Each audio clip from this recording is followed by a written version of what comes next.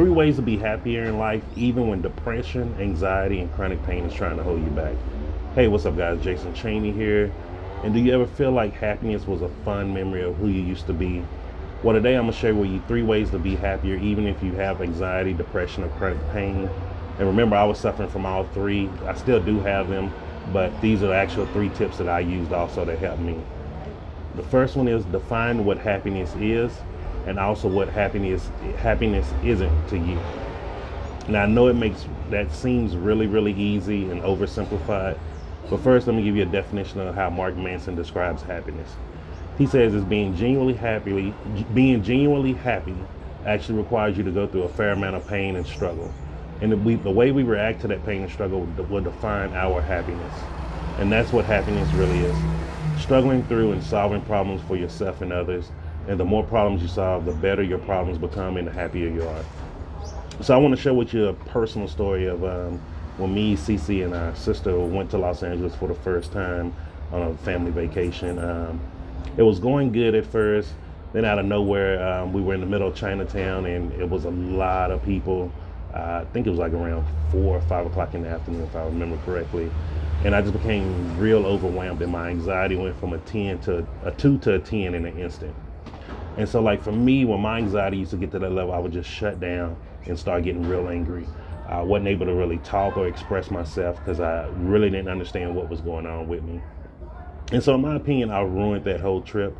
And after that incident, I knew I never wanted that feeling again. So I knew that wasn't happiness for me. So I knew I had to do things to make sure that don't happen again. And so I took different steps, working on my mindset, working on my happiness, and doing even simple things like just smiling every day. And you know, those things now, when I do have anxiety or depression moments, it's not as bad and it's more manageable. And we have systems in place to help manage it, to make sure it don't last longer than it needs to.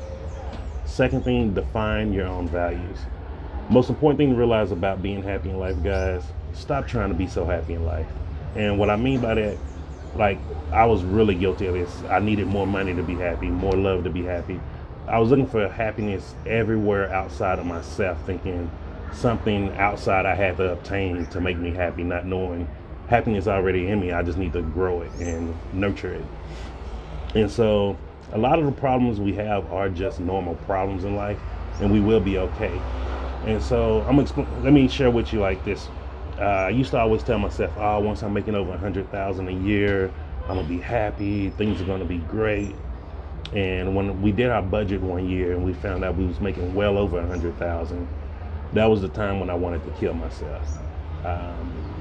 Not something I'm proud of, I'm not ashamed of it, but it's the truth. Like, we have to be happy ourselves. Nothing outside is gonna do it for us. Third thing, guys, be more intentional. Do more of the things that bring you happiness and less the things that don't.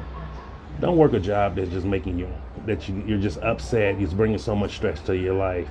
That's not making you happy, and it's just taking more time away from your family because of whatever health conditions, things like that. Don't just hang out with a bunch of people who drag you down when you're trying to better yourself. Be around people that make you feel better and make you want to do better. And also, don't be afraid to tell people no.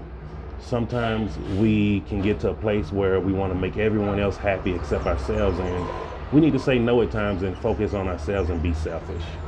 And that's really good. Also, with your diet, be more intentional on what you eat. If you know you have chronic pain or you're suffering from certain things, go eat something a little bit healthier, see how that make you feel, instead of maybe eating McDonald's or other fried food. Or you know how me and my wife used to do, one of the things was go to Wendy's if you're from Texas and eat the what was that thing called, the double baconator, and we would get it wrapped in lettuce. Just not healthy at all, and we thought we were just making great decisions at the time, but we wasn't intentional about the way we eat. So guys, if you found value from that, and also if you're in our health and wellness group that we have here on LinkedIn, I'm about to go there next. So I'm always do these videos first on my page first. But if you want to get in the group, guys, shoot me a message, let me know. If you're a 3rd level connection or higher and you can't send me a message, send me a connection invite. You don't have to write anything in there, just send a blank connection invite, and then I'll automatically know what it is and send you into the group. All right, guys, have a great day.